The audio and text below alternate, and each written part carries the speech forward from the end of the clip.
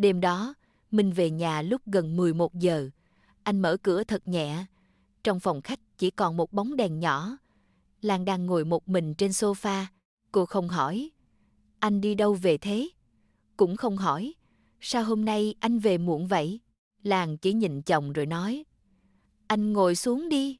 Mình khựng lại, có chuyện gì vậy em? Lan lấy từ trong túi ra một chiếc điện thoại, đặt lên bàn, màn hình vẫn đang sáng. Một tin nhắn hiện rõ, em nhớ anh, mai mình gặp nhau ở chỗ cũ nhé. Minh nhìn chiếc điện thoại, mặt anh biến sắc. Nhưng chưa kịp mở miệng, Lan đã đặt thêm một thứ lên bàn. Một tấm ảnh. Trong ảnh là Minh đang ôm một người phụ nữ trước cửa khách sạn. Minh ngẩng lên. Em theo dõi anh à? Lan lắc đầu. Không. Vậy em lấy ảnh này ở đâu? Lan nhìn thẳng vào mắt chồng. Anh thật sự muốn biết sao? Minh im lặng. Lan chậm rãi nói. Vì người chụp nó là người anh không ngờ tới. Minh cứng người. Nhưng điều khiến anh không thể ngờ được là Lan biết chuyện ngoại tình của anh. Và Minh cũng đã biết chuyện Lan ngoại tình. Hai người đã biết từ lâu. Chỉ có điều, không ai muốn là người nói ra trước, bởi người nào nói trước, người đó sẽ phải thừa nhận mình cũng có lỗi. Minh và Lan kết hôn được 12 năm. Nếu nhìn Facebook của Lan, người ta sẽ nghĩ đây là một gia đình rất hạnh phúc. Mỗi dịp sinh nhật, Lan đều đăng ảnh chồng. Ngày kỷ niệm cưới, cô vẫn viết. Cảm ơn anh vì đã đồng hành cùng em suốt những năm tháng qua. Minh cũng thường chia sẻ lại. Bạn bè vào bình luận, gia đình kiểu mẫu. Nhìn hai vợ chồng vẫn tình cảm quá. Đúng là lấy đúng người.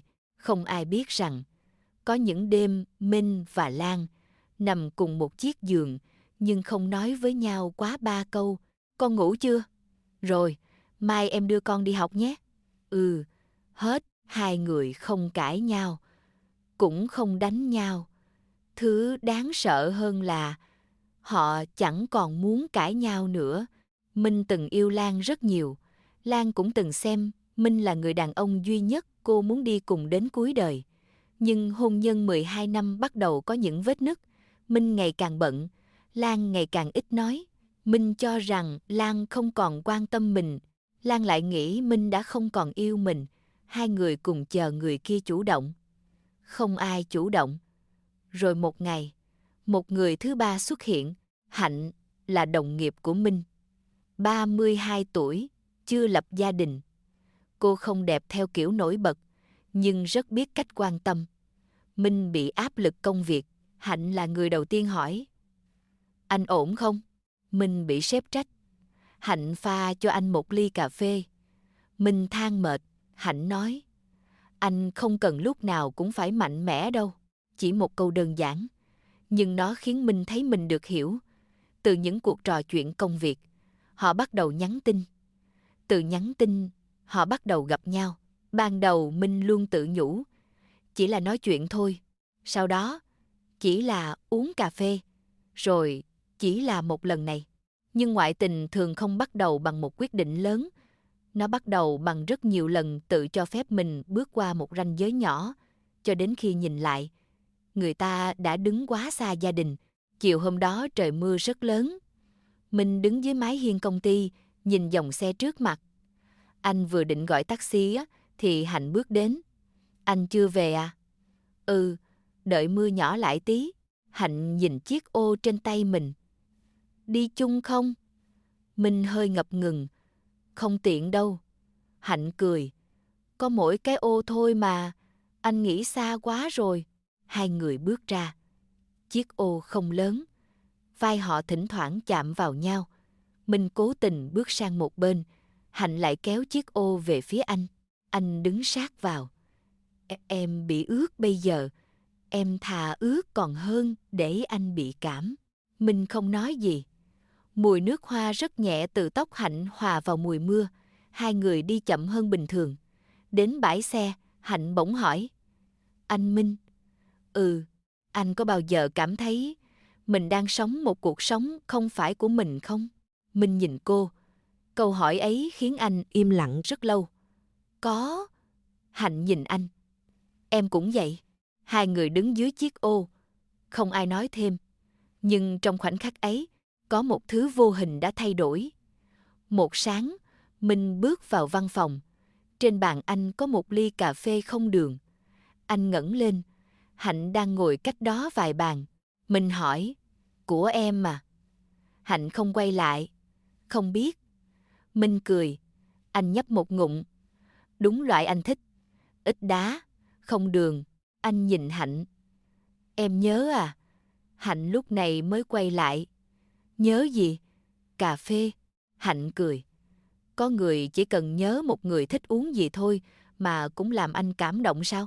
Minh không trả lời. Nhưng cả ngày hôm đó, anh cứ nhìn ly cà phê ấy. Một việc rất nhỏ. Nhưng đôi khi chính những việc nhỏ lại khiến một người đang cô đơn rung động. Nếu Minh có Hạnh, thì Lan có Tuấn. Tuấn là bạn đại học cũ của Lan. Hai người từng rất thân. Ngày Lan lấy Minh, Tuấn rời đi. Sau đó anh kết hôn, nhưng cuộc hôn nhân không kéo dài. Nhiều năm sau, bây giờ họ gặp lại. Tuấn hỏi, em có hạnh phúc không? Lan cười, có. Nhưng cô nói câu đó rất nhỏ. Tuấn nhìn cô, em nói dối đúng không? Lan không trả lời. Từ đó, hai người bắt đầu liên lạc. Tuấn nhớ những chuyện nhỏ về Lan. Lan thích uống cà phê ít đường. Lan sợ đi xe đường dài. Lan từng mơ mở một cửa hàng nhỏ. Những thứ Minh từng biết. Nhưng lâu rồi không nghĩ tới. Và rồi Lan bắt đầu mong chờ tin nhắn của Tuấn. Rồi một ngày, cô nói dối Minh, em về nhà mẹ có việc xíu. Nhưng Lan đến gặp Tuấn. Hai người ngồi trong xe rất lâu. Tuấn hỏi, em có định bỏ chồng không? Lan nhìn ra cửa kính. Em không biết. Vậy em muốn gì? Lan im lặng, cuối cùng nói, em chỉ muốn có người hỏi em hôm nay có mệt không? Tuấn nắm tay cô. Lan không rút ra. Từ khoảnh khắc đó, Lan cũng bước qua ranh giới. Lan và Tuấn ngồi cạnh cửa kính. Ngoài trời mưa lất phất. Tuấn nhìn ly cà phê của Lan. Em vẫn uống ít đường. Lan bật cười. Anh còn nhớ à? Những chuyện về em, anh chưa từng quên. Lan im lặng.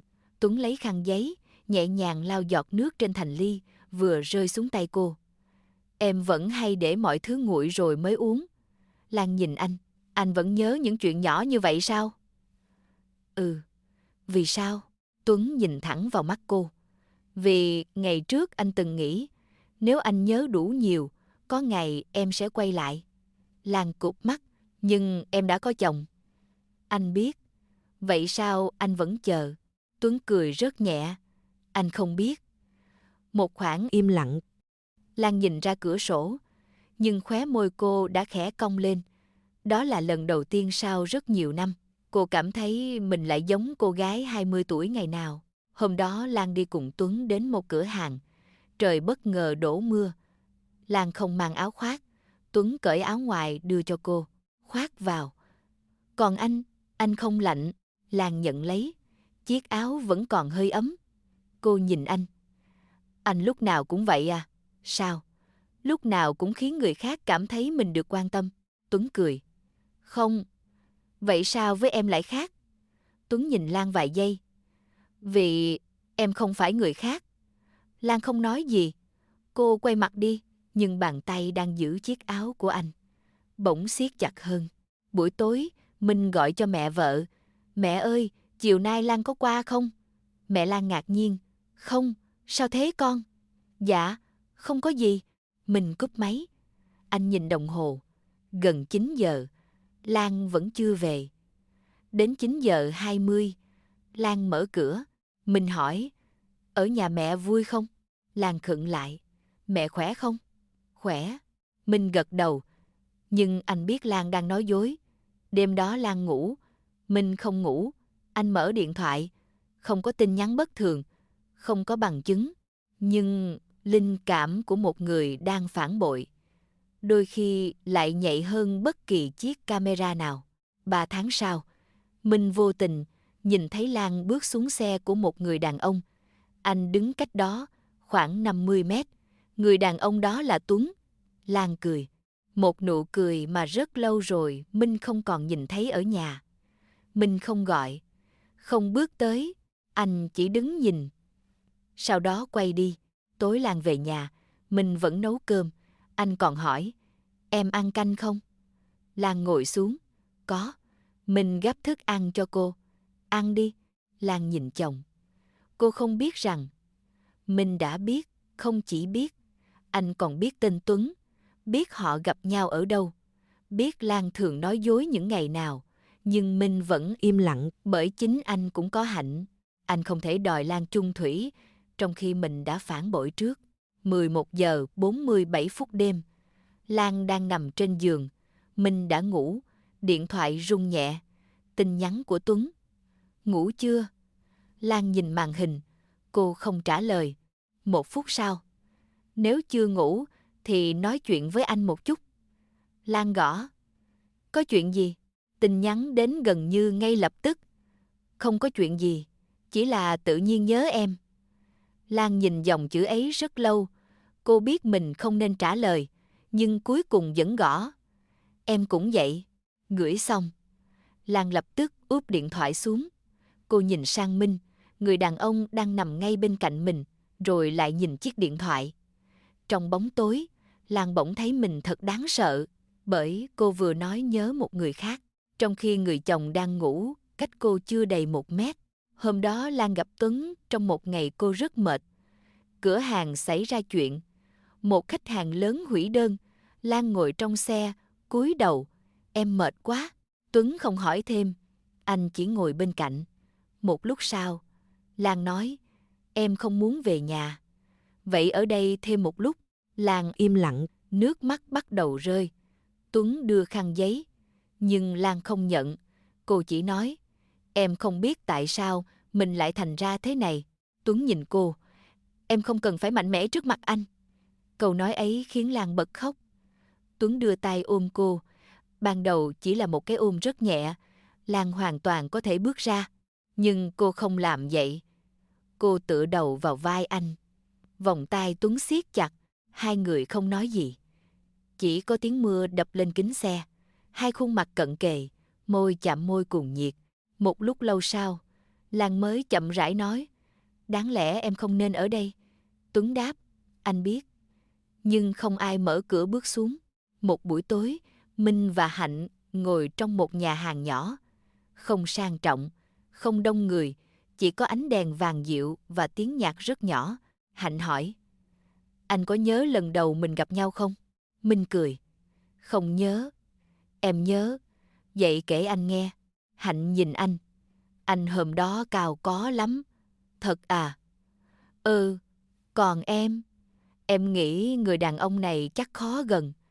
Vậy sao em vẫn nói chuyện với anh? Hạnh cười, vì sau đó em phát hiện anh không khó gần. Thế anh là người thế nào? Hạnh nhìn anh rất lâu, là người rất cô đơn. Minh im lặng. Câu nói ấy chạm đúng nơi anh vẫn cố che giấu. Hạnh đưa tay đặt nhẹ lên bàn. Minh nhìn bàn tay cô, chỉ vài cm, nhưng anh không đưa tay ra. Hạnh cũng không. Hai người chỉ nhìn nhau. Khoảng cách ấy đôi khi còn khiến người ta rung động hơn cả một cái ôm. Hạnh bắt đầu hỏi Minh, bao giờ anh ly hôn? Minh nói, anh chưa thể, vì con. Ừ, Hạnh cười.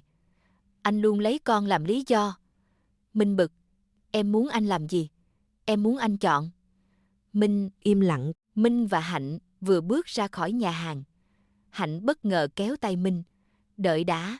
Sao? Có người quen. Minh quay lại. Lan đang đứng bên kia đường.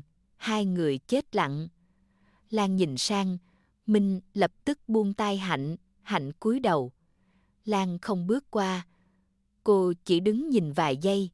Sau đó quay đi. Minh gọi, Lan. Cô không quay lại. Tối đó Minh về nhà. Lan đang nấu cơm. Anh hỏi, chiều nay em đi đâu? Lan đáp, đi mua đồ. Có gặp ai không? Lan quay lại. Có. Minh căng thẳng. Ai? Lan nhìn chồng. Anh. Minh sững người. Lan cười rất nhẹ. Em gặp anh. Rồi cô quay vào bếp. Minh đứng đó. Lần đầu tiên anh hiểu, có lẽ Lan đã nhìn thấy. Nhưng tại sao cô không hỏi?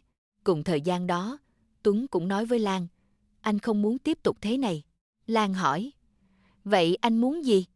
Anh muốn em. Lan cúi đầu, em chưa thể, vì chồng em, vì con. Tuấn nhìn Lan, em có thực sự yêu anh không? Lan không trả lời. Tuấn hiểu, câu hỏi đó đã có câu trả lời, nhưng anh vẫn chưa biết một chuyện. Lan không hề yêu anh nhiều như anh tưởng, cô chỉ đang chạy khỏi cảm giác cô đơn. Một tối Hạnh gặp Minh. Cô nói, em có thai. Minh chết lặng. Em chắc không? Hạnh gật đầu, em đã kiểm tra rồi. Minh ngồi xuống. Trong đầu anh rối tung. Nếu Lan biết, nếu gia đình biết, nếu mọi chuyện bị phanh phui, anh hỏi, em muốn anh làm gì? Hạnh nhìn anh. Ly hôn. Minh không trả lời. Hạnh khóc. Anh từng nói sẽ cưới em. Minh nhắm mắt. Đêm đó, anh về nhà rất muộn. Lan đang ngủ. Anh đứng bên giường nhìn vợ. Anh muốn nói, nhưng không thể. Sáng hôm sau, Minh nhận được một tin nhắn từ bệnh viện. Kết quả xét nghiệm đã có. Anh vui lòng đến nhận. Minh đến, và bác sĩ nói, cô ấy không mang thai. Minh sững người. Bác sĩ chắc chứ? Chắc chắn. Minh cầm kết quả. Anh hiểu, Hạnh đã nói dối. Nhưng tại sao? Anh gọi cho Hạnh. Cô không nghe máy. Một tiếng sau cô nhắn. Em xin lỗi. Em chỉ muốn biết anh có thực sự chọn em không? Minh chết lặng. Nhưng anh chưa biết. Đó chưa phải cú lừa lớn nhất. Lan nhận được một cuộc gọi lạ. Cô là vợ của anh Minh đúng không? Lan cảnh giác. Ai vậy? Cô không cần biết tôi là ai. Tôi chỉ muốn nói cô nên cẩn thận. Chuyện gì? Chồng cô không chỉ có một người phụ nữ. Lan im lặng. Cô hỏi, cô là ai? Đầu dây bên kia cúp máy. Lan ngồi rất lâu. Cô vốn nghĩ, Minh chỉ có Hạnh, nhưng người phụ nữ kia nói, không chỉ có một người. Lan bắt đầu điều tra. Cô phát hiện một tài khoản ngân hàng phụ của Minh. Mỗi tháng anh chuyển một khoản tiền cho một người tên Mai. Lan nghĩ đó là nhân tình thứ hai. Nhưng khi tìm hiểu kỹ, không phải. Lan càng điều tra càng thấy lạ. Tại sao Minh lại chuyển tiền cho người đó? Cho đến khi cô phát hiện một hóa đơn bệnh viện. Tên bệnh nhân, Nguyễn Văn Minh. Lan hoảng hốt. Cô gọi cho Minh. Anh đang giấu em chuyện gì?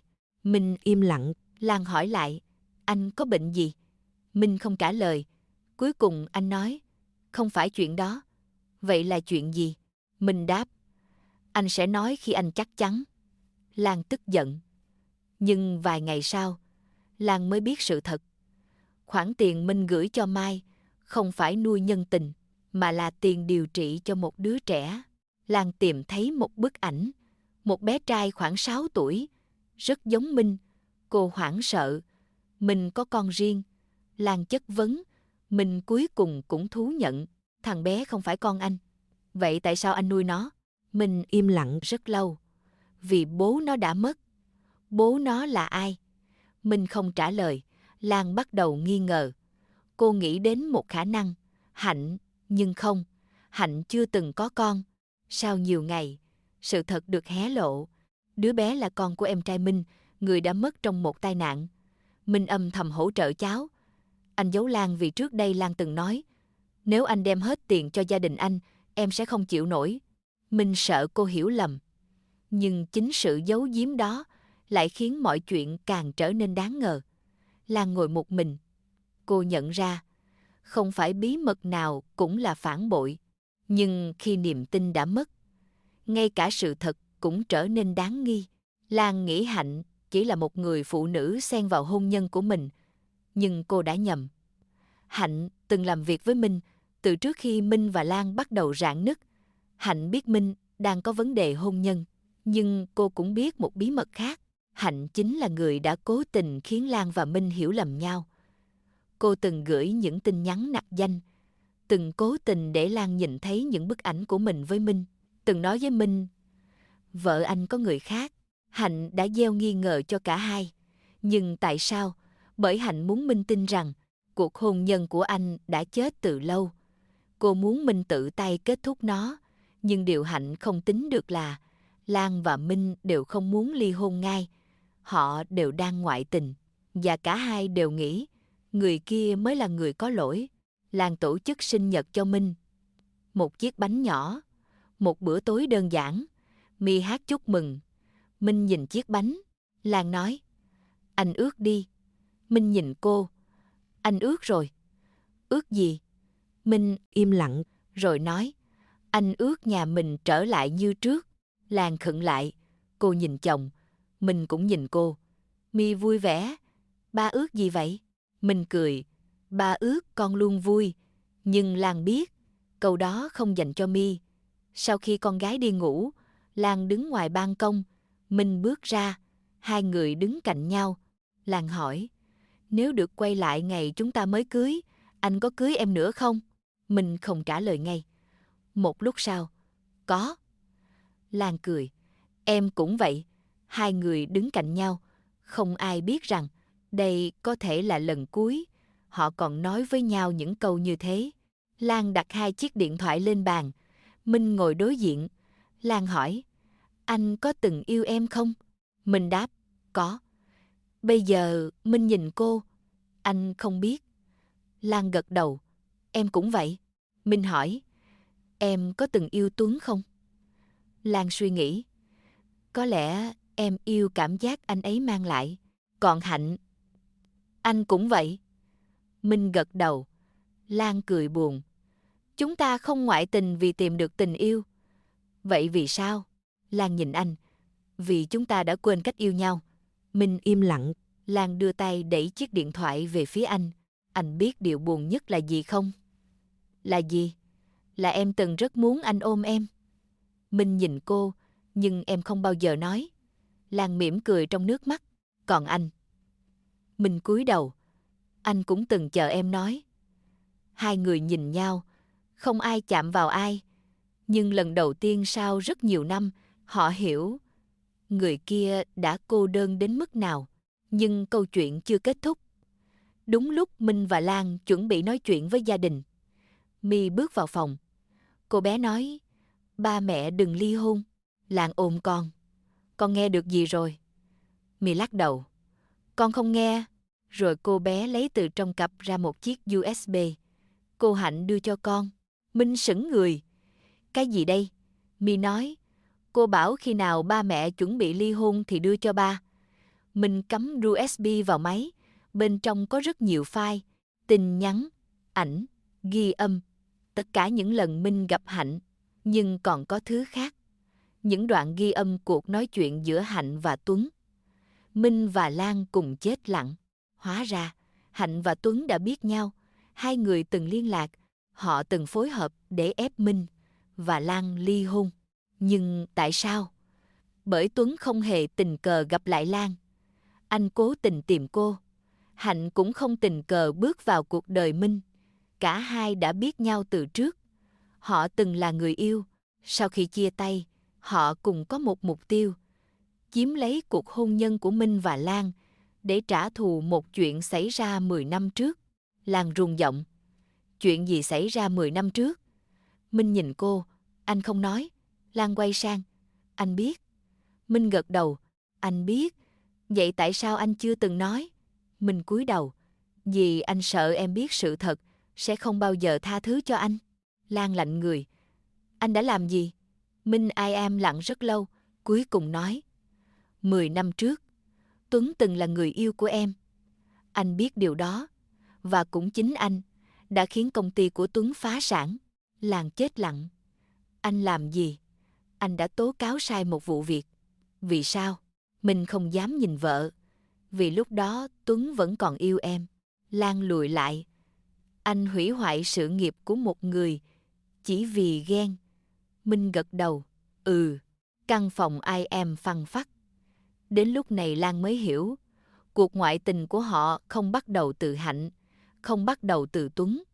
Nó bắt đầu từ một món nợ chưa được giải quyết từ 10 năm trước. Sau khi sự thật được phơi bày, mọi thứ sụp đổ. Lan chấm dứt với Tuấn. Minh chấm dứt với Hạnh. Nhưng họ không lập tức quay lại với nhau, bởi họ hiểu rằng ngoại tình chỉ là một phần.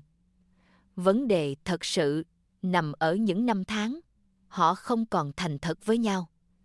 Minh từng phản bội vì ích kỷ, Lan từng phản bội vì cô đơn, Hạnh phản bội vì tham vọng, Tuấn phản bội vì thù hận. Không ai hoàn toàn vô tội, nhưng cũng không ai có quyền biến một cuộc hôn nhân thành nơi trả thù. Lan nói với Minh, em có thể tha thứ cho anh vì chuyện Hạnh. Minh nhìn cô, nhưng em chưa biết có thể tha thứ cho anh vì chuyện Tuấn hay không. Minh gật đầu. Anh hiểu, có thể chúng ta sẽ không quay lại. Anh biết, nhưng ít nhất từ hôm nay, chúng ta đừng nói dối nhau nữa. Minh nhìn vợ. Được. Ngày Minh và Lan ký giấy thỏa thuận sống riêng, họ cùng bước ra khỏi phòng. Lan đi trước. Minh gọi. Lan. Cô quay lại.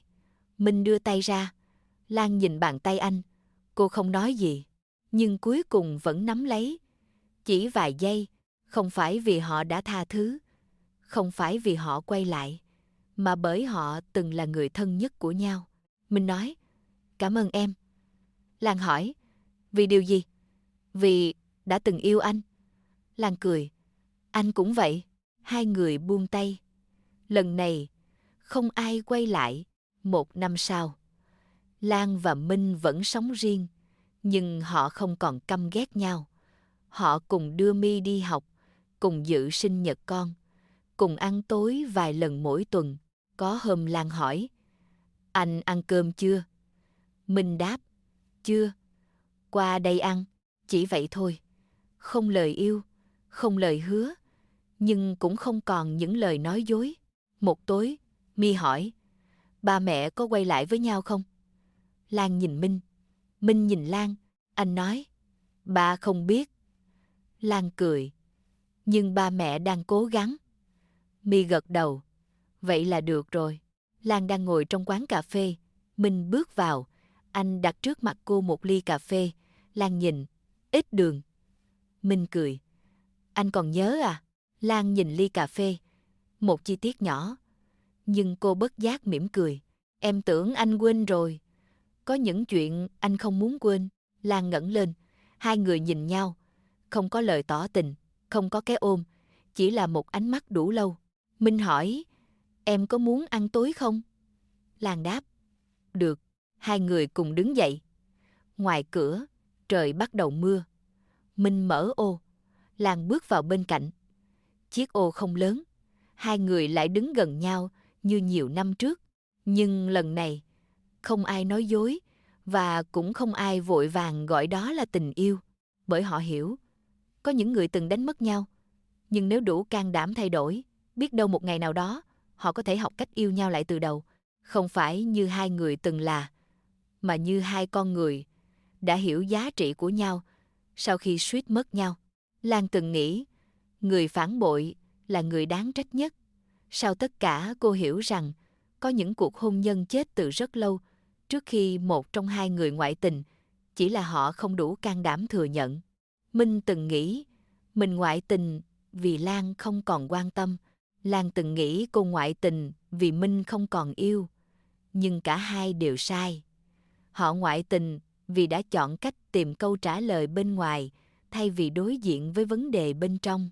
Và điều đau đớn nhất là hai người cùng phản bội nhau nhưng vẫn ở bên nhau suốt gần 2 năm. Không phải vì họ còn hạnh phúc, mà vì cả hai đều sợ sự thật, sợ phải thừa nhận cuộc hôn nhân của chúng ta đã có vấn đề. Sợ phải nói, anh đã sai, em cũng sai. Và cuối cùng, họ nhận ra một điều. Ngoại tình có thể bắt đầu bằng một người thứ ba, nhưng một cuộc hôn nhân tan vỡ thường bắt đầu từ hai người trong cuộc. Hai người từng yêu nhau, nhưng đã quá lâu không chịu nói thật với nhau. Nếu là bạn, trong hoàn cảnh của Minh và Lan, bạn sẽ làm gì? Tha thứ cho người từng phản bội mình hay chọn cách bước ra khỏi cuộc hôn nhân đó? Và nếu cả hai đều ngoại tình, liệu còn ai có quyền trách ai? Có lẽ mỗi người sẽ có một câu trả lời khác nhau. Nhưng có một điều chắc chắn, một cuộc hôn nhân không thể cứu bằng những lời nói dối. Nếu bạn thích những câu chuyện gia đình nhiều nút thắt, nhiều bí mật và những bài học phía sau mỗi lựa chọn, hãy đăng ký Góc của Út. Đừng quên để lại bình luận. Tôi rất muốn biết. Nếu là bạn, bạn có tha thứ cho Minh và Lan không? Hẹn gặp lại trong câu chuyện tiếp theo của Góc của Út.